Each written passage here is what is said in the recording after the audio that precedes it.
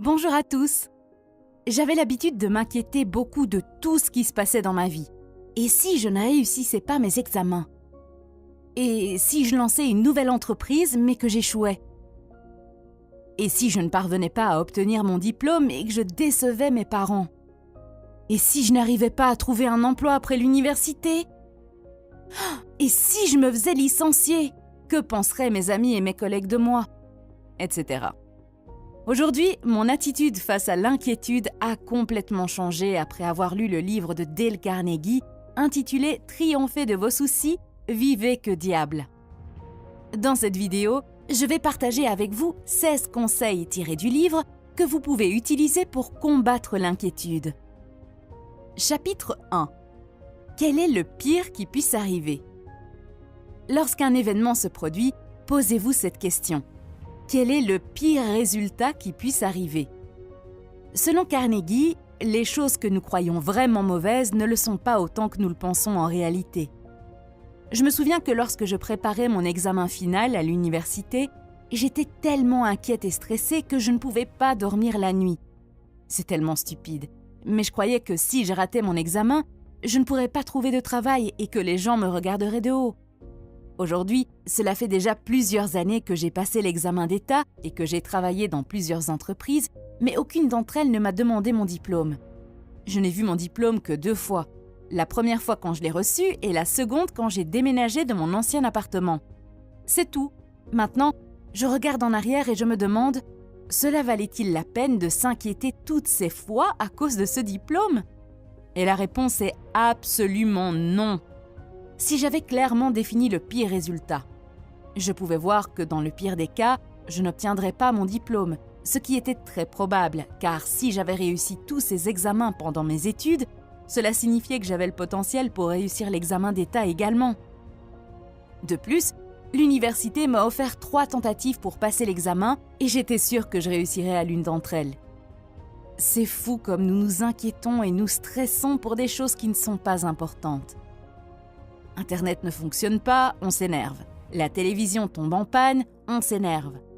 Mais en réalité, ne pouvez-vous pas vivre sans télévision pendant quelques jours?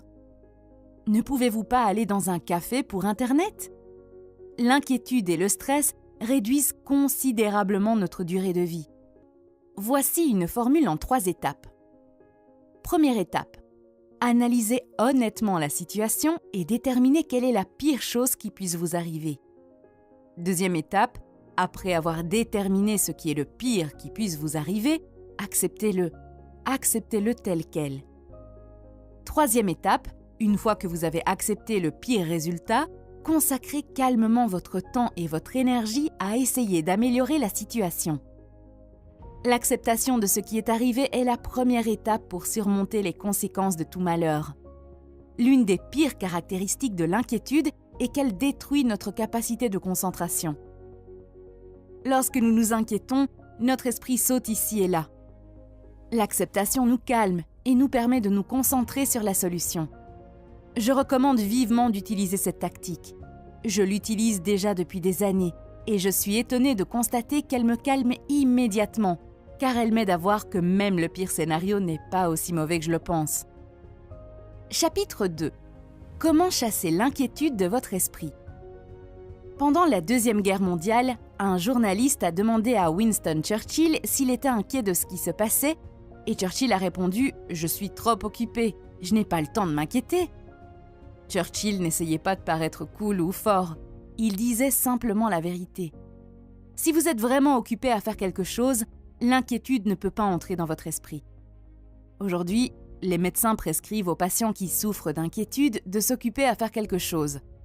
La raison en est qu'il est impossible pour un esprit humain, aussi brillant soit-il, de penser à plus d'une chose à la fois, car votre cerveau ne peut pas se concentrer sur 2 choses en même temps. Vous ne pouvez pas parler à un client et en même temps vous inquiéter de votre loyer.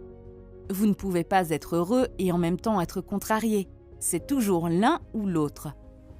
Vous ne pouvez pas profiter d'un bon repas avec vos amis et être en même temps contrarié par la panne de votre réfrigérateur.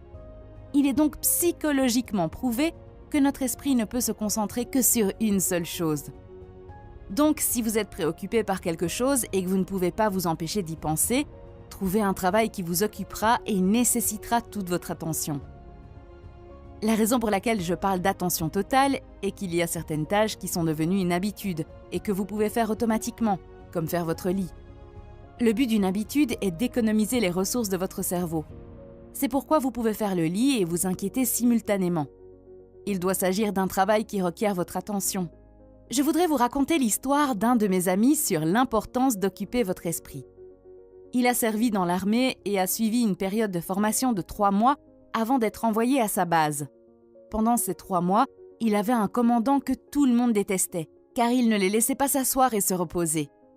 De 6 heures du matin à 10 heures du soir, il faisait toutes sortes de choses, de l'entraînement militaire à des travaux sans intérêt, comme ramasser les feuilles sous les arbres en automne.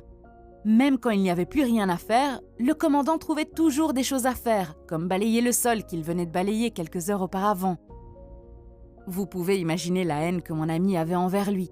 Mais il disait toujours ceci: si vous laissez le soldat s'asseoir et penser, il créera toutes sortes de problèmes que vous pouvez imaginer. À l'époque, mon ami pensait que c'était stupide de penser de cette façon. Mais à la fin des 3 mois, et pendant le reste de son service, il a vu que le commandant avait raison. Par exemple, lorsqu'il restait 2 jours avant la fin de la période d'entraînement de 3 mois, il les a laissés se détendre et pendant ces 2 jours, 6 soldats se sont battus entre eux et plusieurs autres incidents ont eu lieu. L'un des soldats a fracturé le crâne de son ami et est allé en prison, tandis que l'autre a été renvoyé de l'armée à cause du traumatisme qu'il a subi. Rien ne s'est passé pendant ces 88 jours, mais tout s'est déroulé pendant ces 2 derniers jours. La raison en est que les soldats ont eu le temps de réfléchir et de laisser les pensées inquiétantes prendre le dessus sur leur esprit. L'armée est un endroit où vous avez des tonnes de choses à craindre, surtout au début.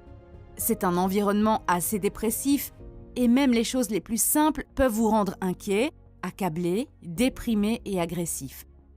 Si vous n'occupez pas votre esprit, les pensées inquiétantes l'occuperont. C'est pourquoi le commandant a fait en sorte que les soldats soient occupés en permanence afin qu'ils n'aient pas le temps de s'inquiéter. C'était une longue histoire, mais j'espère qu'elle vous a aidé à comprendre l'importance d'occuper votre esprit avec un travail. Chapitre 3. La vie est trop courte pour être petite. Dans le livre, Carnegie raconte l'histoire d'un vieil arbre géant dans le Colorado. Cet arbre se dressait là depuis 400 ans. Au cours de sa longue vie, il avait été frappé par la foudre 14 fois et les innombrables avalanches et tempêtes de 4 siècles n'avaient rien pu faire à cet arbre.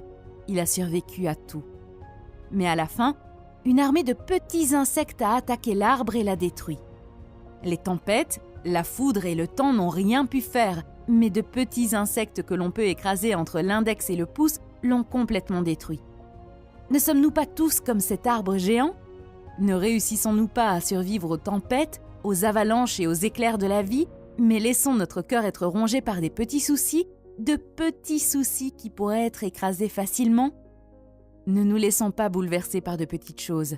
Souvenez-vous, la vie est trop courte pour être petite. Chapitre 4.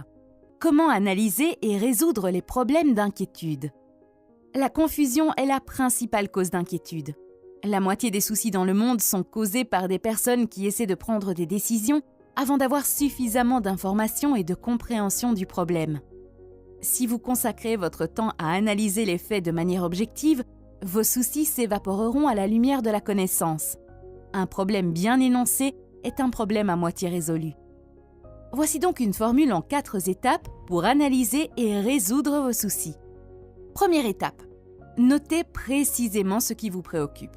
Ne vous contentez pas de le faire dans votre tête, écrivez-le clairement sur un papier. Deuxième étape, écrivez ce que vous pouvez faire à ce sujet. Quelles sont les actions possibles que vous pouvez entreprendre ?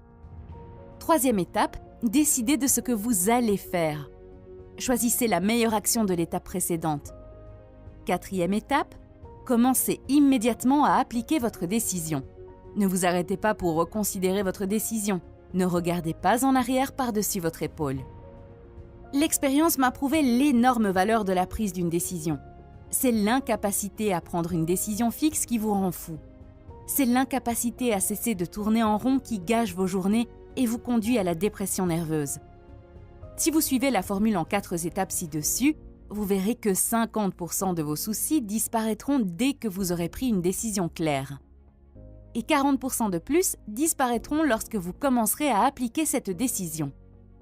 Vous bannirez donc environ 90% de vos soucis en suivant ces 4 étapes. Peut-être vous dites-vous maintenant que je fais une grande déclaration et qu'il n'est pas possible d'éliminer 90% des soucis. Vous avez peut-être raison. Mais même si cet exercice élimine 40% de vos soucis, ne le feriez-vous pas quand même? Je crois que cela vaut la peine de le faire, car les soucis sont la cause d'innombrables maladies. Ne seriez-vous pas heureux même si cet exercice éliminait 10% d'un problème aussi grave? Chapitre 5. Mettez un ordre stop-loss sur vos inquiétudes. Dans le monde du trading d'actions, il existe une pratique courante appelée stop-loss. Voici comment cela fonctionne. Supposons que vous achetiez une action qui se vend à 100 $ l'action et que vous fixiez un ordre stop-loss à 90 $ l'action. Dès que l'action descend à 90 $, vous la vendez, sans poser de questions. Nous devrions faire la même chose avec nos soucis. Laissez-moi vous raconter une petite histoire. Lorsque j'avais 10 ans, je me suis disputée avec l'un de mes amis en jouant au football, et en conséquence, nous avons cessé de nous parler. La dispute était si petite que je m'en souviens même pas, mais au fil des ans, j'ai détesté ce type, et j'étais toujours en colère quand je me souvenais de lui. J'ai gardé ce sentiment négatif pour lui pendant 12 ans. Je vivais déjà dans une autre ville et étudiais à l'université, mais nous ne nous parlions toujours pas. Finalement, un jour, alors que je retournais dans mon village pour les vacances d'été, je l'ai vu près de notre maison et j'ai décidé de mettre fin à cette haine entre nous. Je lui ai dit que je ne me souvenais même pas pourquoi nous nous étions disputés et avions cessé de nous parler, mais qu'il était stupide de continuer à se détester pour une raison dont je ne me souvenais même pas. Il s'est avéré qu'il ne s'en souvenait même pas non plus. Nous nous sommes serrés la main et avons discuté après 12 ans. Il est vrai que nous avons mis fin à notre relation, mais à quel prix? Nous avons tous deux entretenu des sentiments négatifs l'un envers l'autre pendant 12 ans. Nous aurions pu avoir de très bons souvenirs d'enfance ensemble, notamment parce que nous étions de proches voisins, mais rien de tout cela n'est arrivé à cause d'une dispute sans importance. Nous avons tous deux payé trop cher. Aujourd'hui, quand je me souviens de cet événement, j'ai l'impression d'avoir payé 50 000 $ pour une chose qui n'avait qu'une valeur de 5 $. Dans la vie, beaucoup de nos soucis ne valent que 5 $, mais nous payons 50 000 $ pour eux. Nous devons mettre un ordre stop-loss sur nos inquiétudes. Nous devons décider combien d'anxiété une chose peut valoir et refuser de lui en donner davantage. Chapitre 6. Ne perdez pas votre temps à penser aux personnes que vous n'aimez pas. Vous n'avez pas à vous forcer à aimer les personnes que vous n'aimez pas, mais pour votre santé et votre bonheur, pardonnez-leur et oubliez-les. Lorsque vous détestez quelqu'un, vous ne lui faites pas de mal. C'est le contraire, vous le récompensez avec vos choses les plus importantes. Par exemple, en étant insomniaque, vous lui donnez votre sommeil.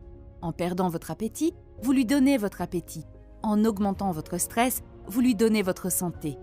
La chose la plus importante que vous puissiez faire est d'enterrer votre haine et de passer à autre chose. Chapitre 7. Prendriez-vous $1 million pour ce que vous avez? Si je viens à vous maintenant et que je vous donne 100 millions de $ pour un de vos yeux, me le vendriez-vous? Que diriez-vous de ceci? Vendriez-vous votre bras pour 100 millions? Vous ne le feriez probablement pas. Ici, vous avez au moins 2 choses que vous ne vendriez pas pour 100 millions chacune. Mais vous vous inquiétez et vous perdez votre santé afin d'avoir plus d'argent ou de position. Ok, vous savez à quoi cela ressemble? C'est comme si vous aviez une Ferrari, une maison de rêve et un avion privé, mais que vous étiez prêt à tout perdre pour pouvoir acheter une Hyundai modèle 2010. Environ 90% des choses dans notre vie sont bonnes et environ 10% sont mauvaises. Si nous voulons être heureux, il nous suffit de nous concentrer sur les 90% qui sont justes et d'ignorer les 10%. Chapitre 8. Vivre dans des compartiments étanches au jour. Bon, qu'est-ce que ça veut dire ça? Si vous regardez la partie inférieure d'un bateau, vous verrez qu'elle est divisée en plusieurs compartiments ou pièces. Car si une partie du bateau commence à être envahie par l'eau, les portes de ce compartiment peuvent être rapidement fermées pour éviter que le bateau entier ne coule. De la même manière, si vous voulez éviter d'inonder votre vie de soucis, vous devez fermer les portes d'hier et de demain. Concentrez-vous uniquement sur aujourd'hui. La meilleure façon de se préparer pour demain est de se concentrer avec toute son intelligence sur le travail d'aujourd'hui et de le faire superbement aujourd'hui. Aujourd'hui, vous vous inquiétez de demain. Hier, vous vous inquiétiez d'aujourd'hui. Maintenant, arrêtez-vous un instant et vérifiez si les choses qui vous préoccupaient hier se sont réalisées aujourd'hui. Dans 90% des cas, vous verrez qu'elles ne se sont pas réalisées. Mais vous avez quand même gaspillé votre précieux temps sur cette planète pour des choses qui ne se sont même pas produites. Votre vie est comme un sablier. Je suis sûre que vous en avez déjà vu un. La partie supérieure du sablier représente le futur, la partie inférieure représente le passé et la partie étroite du milieu représente le présent. Beaucoup d'entre nous s'inquiètent tellement de l'avenir ou du passé qu'ils oublient de vivre le moment présent. S'inquiéter de l'avenir, c'est comme essayer de pousser le sable vers le bas pour qu'il passe plus vite par la partie étroite. Mais peu importe ce que vous faites, les grains de sable viendront et passeront un par un quand leur temps viendra. Ne les poussez pas, laissez passer un grain de sable à la fois, vivez un jour à la fois. Une chose que j'aime faire, c'est de m'asseoir chaque dimanche soir et de noter toutes les choses que je devrais faire pour la semaine à venir. Et pendant la semaine, lorsque la journée commençait, je soulignais 5 ou 6 tâches importantes de la liste que je devais terminer. Lorsque chaque tâche était terminée, je revenais à la liste et la rayais. Mais après un certain temps, j'ai remarqué que j'étais constamment stressée lorsque je regardais cette liste. La raison en est qu'à chaque fois que je la regarde, je vois constamment les choses que je dois encore faire et celles que j'avais prévu de terminer mais que je n'ai pas pu. Regarder cette liste me paralysait et me démotivait, car je pensais constamment aux tâches à venir et je me reprochais de ne pas avoir pu terminer la tâche d'hier. Cela détruisait complètement ma concentration et ma motivation. Après avoir lu ce livre, j'ai cessé de regarder la liste. J'écris toujours la liste le dimanche soir, mais maintenant je ne prends qu'une seule tâche la plus importante de la journée et je l'écris sur un papier différent quand la journée commence. Je me concentre uniquement sur cette tâche jusqu'à ce qu'elle soit parfaitement accomplie. Cela peut sembler simple, mais cela a amélioré ma productivité et m'a permis de me sentir bien. Car même si je termine une seule tâche à la fin de la journée, je me sens toujours bien car j'ai pris plaisir à la faire et j'y ai consacré toute mon attention sans me soucier d'autre chose. La grande leçon de cette partie est donc la suivante. Vivez un jour à la fois et travaillez sur une tâche à la fois.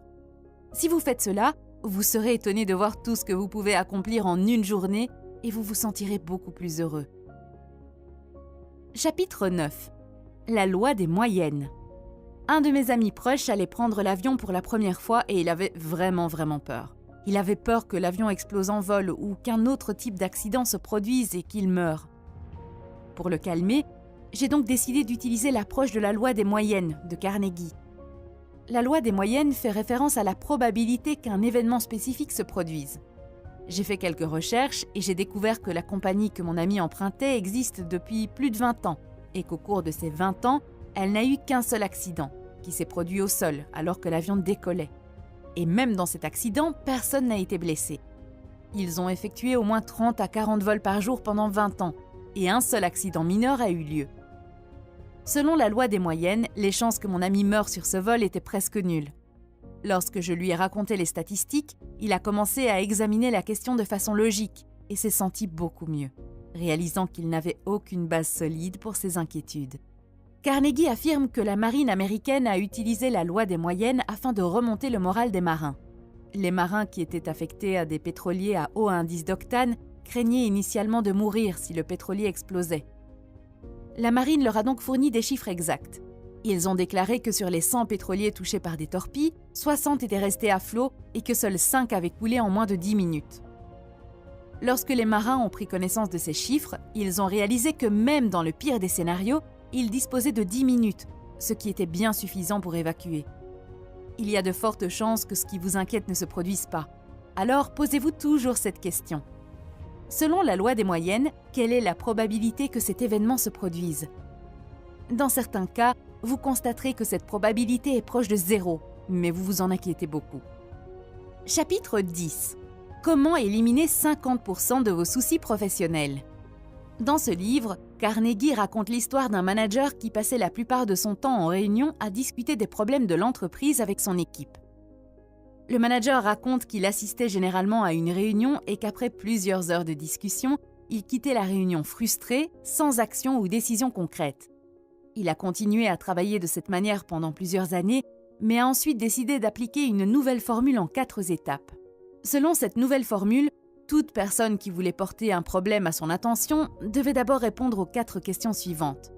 Question 1. Quel est le problème? Question 2. Quelle est la cause du problème? Question 3. Quelles sont toutes les solutions possibles au problème? Question 4. Quelle solution je propose? La raison pour laquelle ces questions sont très efficaces est que la majorité du temps, nous sautons sur le problème pour le résoudre sans comprendre clairement ce que nous résolvons réellement et d'où vient ce problème. Je suis sûre que vous avez déjà participé à une réunion au travail où vous commencez à discuter d'un problème et à un moment donné, vous avez l'impression que tout le monde parle de sujets différents. Après avoir répondu à la première et à la deuxième question, la solution surgit généralement comme un pain qui sort d'un grille-pain. Le directeur dit qu'après avoir mis en œuvre cette approche, sa vie a complètement changé, car la plupart du temps, les gens trouvaient la solution d'eux-mêmes après avoir répondu aux questions, sans avoir à le déranger. Même s'il portait un problème à son attention, quelques minutes de discussion suffisaient pour décider de la solution à mettre en œuvre. Chapitre 11. Ne pas pleurer pour du lait renversé. Dans le livre, il y a une histoire intéressante sur un homme qui s'inquiétait beaucoup. Il raconte un matin, notre classe est entrée dans le laboratoire de sciences et il y avait le professeur, M. Brandywine, avec une bouteille de lait posée sur le bord du bureau.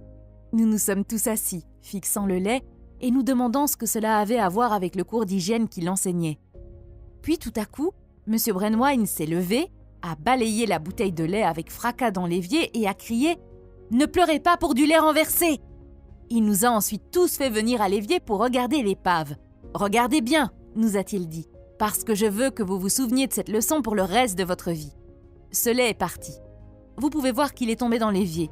Et tous les problèmes et les tiraillements du monde n'en ramèneront pas une seule goutte. Avec un peu de réflexion et de prévention, ce lait aurait pu être sauvé, mais c'est trop tard maintenant. Tout ce que nous pouvons faire, c'est passer par perte et profit, oublier et passer à autre chose. L'homme dit « Cette petite démonstration m'a marqué longtemps après. En fait, elle m'a appris plus de choses sur la vie pratique que toute autre chose pendant mes 4 années de lycée. Elle m'a appris à ne pas renverser le lait si je le pouvais, mais à l'oublier complètement une fois qu'il avait été renversé ou qu'il était tombé dans l'égout. S'inquiéter d'hier est aussi productif que de pleurer pour du lait renversé. Vous ne pouvez pas revenir en arrière et changer ce que vous avez fait. D'ailleurs, vous ne pouvez même pas changer ce que vous avez fait il y a 2 minutes. Une fois que c'est fait, et s'inquiéter de quelque chose qui est passé est un gaspillage d'énergie. Chapitre 12. Avez-vous du citron? Faites une limonade. Il y a quelques années, mon ami Thomas a trouvé un emploi dans une nouvelle entreprise dans une autre ville et a décidé de s'y installer avec sa femme. Ils étaient tous les deux enthousiastes car cet emploi était mieux payé et ils en avaient désespérément besoin car ils attendaient un bébé dans 3 mois. Cependant, leur enthousiasme n'a pas duré longtemps. Au bout de 3 mois d'emploi, Thomas est licencié. Il a été licencié en 20 minutes, le dernier jour de sa période d'essai. Vous savez probablement que la plupart des entreprises ont une politique de période d'essai de 90 jours et que durant cette période, elles peuvent vous licencier ou vous faire démissionner si vous n'aimez pas l'entreprise. Thomas a été licencié le 90e jour, ce qui a rendu la situation encore plus dramatique. Devinez quoi? Le jour où il a été licencié, Thomas est rentré à la maison et le bébé a commencé à venir. Alors ils sont allés à l'hôpital. Le voilà donc à l'hôpital sur le point de devenir père, mais sans emploi, sans assurance, dans un pays totalement étranger, sans parents ni amis et avec peu d'argent sur son compte bancaire. De plus, il avait de nombreux problèmes juridiques puisqu'il vivait dans un pays étranger avec un visa de travail et perdre son emploi revenait à faire tomber la pierre la plus importante qui tenait la structure ensemble. Thomas était totalement dévasté. Il ne savait pas comment se sentir. Pendant plusieurs jours, il n'a cessé de penser à ce qui venait de se passer. Il ne pouvait s'empêcher de blâmer sa patronne parce qu'elle savait qu'ils attendaient un bébé.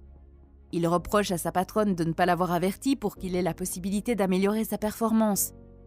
Il pensait constamment à la façon dont il ferait les choses différemment ou à la façon dont il répondrait à sa patronne s'il en avait à nouveau l'occasion. Après plusieurs jours, Thomas s'est dit « Écoute, toutes ces réflexions et ces plaintes ne vont rien ramener ou changer. C'est comme ça et il ne peut en être autrement. Concentre-toi sur ce que tu peux faire maintenant. » Thomas a consacré tout son temps libre à développer sa propre petite entreprise. Pour faire court, Thomas dit qu'il peut maintenant regarder en arrière et dire que son licenciement est la meilleure chose qui lui soit arrivée. Et il le pense vraiment. Il est heureux d'avoir été licencié car, s'il ne l'avait pas été, il serait coincé dans un emploi et n'investirait pas de temps dans ses propres projets. La morale de l'histoire, c'est que j'ai vraiment l'impression que Thomas a transformé du citron en limonade. Je suis sûre qu'il y a des gens qui regardent cette vidéo et qui ont surmonté des problèmes 100 fois plus difficiles que les siens. Mon seul espoir, c'est de fournir une histoire dans laquelle vous pouvez vous identifier pour une meilleure compréhension des concepts. Au fait, Thomas dit que pendant ces moments difficiles, le livre de Ryan Holiday, intitulé « L'obstacle et le chemin », l'a aussi beaucoup aidé. Je voudrais conclure ce chapitre avec la citation suivante. « 2 hommes ont regardé à travers les barreaux de la prison. L'un a vu la boue et l'autre a vu les étoiles. » Chapitre 13. Coopérer avec l'inévitable. Il y a beaucoup de circonstances dans notre vie qui échappent à notre contrôle. La perte d'un être cher, la perte d'une relation intime comme le mariage. Dans ces moments difficiles, la seule chose que nous pouvons faire est simplement d'absorber ce qui s'est passé et de passer à autre chose. Saviez-vous que lorsque les voitures ont été inventées, les roues étaient faites de matériaux durs comme le métal, mais qu'elles se cassaient très souvent parce qu'elles ne pouvaient pas absorber les chocs sur les routes accidentées. S'il y a un rocher ou un autre objet sur la route, les pneus en caoutchouc se plient à l'intérieur et reprennent ensuite leur forme initiale. Mais le métal ne pouvait pas le faire et se cassait. Il en va de même dans la vie. Plus vous essayez de changer ou de résister à l'inévitable, plus vous vous abîmez et vous brisez. Vous durerez plus longtemps et profiterez d'une conduite plus souple si vous apprenez à absorber les chocs et les secousses sur la route accidentée de la vie. Chapitre 14. 9 mots qui peuvent transformer votre vie. Le plus gros problème auquel vous et moi devons faire face, en fait, presque le seul problème auquel nous devons faire face, est de choisir les bonnes pensées. Si nous y parvenons, nous serons sur la voie de la résolution de tous nos problèmes. Le grand philosophe qui a régné sur l'Empire romain, Marcus Aurelius, l'a résumé en 9 mots. 9 mots qui peuvent déterminer votre destin. Notre vie est ce que nos pensées en font. Le célèbre psychiatre britannique Hatfield a demandé à 3 hommes de se soumettre pour tester l'effet de la suggestion mentale sur leur force, qui a été mesurée en saisissant un dynamomètre. Dans des conditions normales d'éveil, leur prise moyenne était de plus ou moins 100 livres. Lorsqu'il les a testés après les avoir hypnotisés et leur avoir dit qu'ils étaient très faibles, ils n'ont pu saisir que 29 livres, soit moins d'un tiers de leur force normale. Puis, Hatfield les a testés une 3e fois en leur disant que sous hypnose ils étaient très forts et ils ont pu saisir une moyenne de 142 livres. Lorsque leur esprit était rempli de pensées positives de force, ils augmentaient leur pouvoir physique réel de près de 50%. Si vous oubliez tout ce qui est dit dans cette vidéo, retenez ceci. Vous n'êtes pas ce que vous pensez être, mais vous êtes ce que vous pensez. Chapitre 15. Soyez vous-même. Carnegie dit que beaucoup de gens s'inquiètent parce qu'ils ne sont pas eux-mêmes. Plus vous essayez de ressembler à quelqu'un d'autre, plus vous aurez de la peine et des soucis. Vous et moi avons de grandes capacités, alors ne perdons pas une seconde à nous inquiéter parce que nous ne sommes pas comme les autres. Vous êtes quelque chose de nouveau dans ce monde. Jamais auparavant, depuis le début des temps, il n'y a eu quelqu'un d'exactement comme vous. Et jamais plus, à travers tous les âges à venir, il n'y aura quelqu'un d'exactement comme vous. Dans le livre, il y a un bel exemple d'une femme qui essayait d'être chanteuse mais qui avait honte de ses dents et qui, pour cette raison, n'ouvrait pas complètement la bouche lorsqu'elle chantait. Un jour, un homme du public l'a abordée et lui a dit qu'il savait ce qu'elle essayait de cacher. Il lui a dit de ne pas avoir honte, d'ouvrir la bouche et de chanter du fond de son cœur. Elle a eu tellement de succès que peu après, d'autres chanteurs ont commencé à imiter sa façon de chanter. Chapitre 16. Si vous faites ceci, vous ne vous soucierez jamais de l'ingratitude. Vous savez que nous, les humains, voulons de la gratitude pour chaque petit service que nous rendons aux autres. Si nous tenons une porte ouverte pour que quelqu'un entre derrière nous, nous attendons un merci, sinon nous nous fâchons. Laissez-moi vous demander ceci. Si vous sauviez la vie d'un homme, vous attendriez-vous à ce qu'il vous en soit reconnaissant ? Vous pourriez, mais un célèbre avocat criminel nommé Samuel a sauvé 78 hommes de la chaise électrique. Combien de ces hommes, pensez-vous, se sont arrêtés pour remercier Samuel ou ont pris le temps de lui envoyer une carte de Noël ? Devinez. C'est exact. Aucun. Voici le point que j'essaie d'aborder dans ce chapitre. Il est naturel pour les gens d'oublier d'être reconnaissants. Donc, si nous attendons de la gratitude, nous nous dirigeons tout droit vers de nombreux chagrins. Si vous faites quelque chose, faites-le pour le plaisir de le faire et n'attendez rien en retour. Merci d'avoir regardé cette vidéo. Prenez soin de vous et à très bientôt.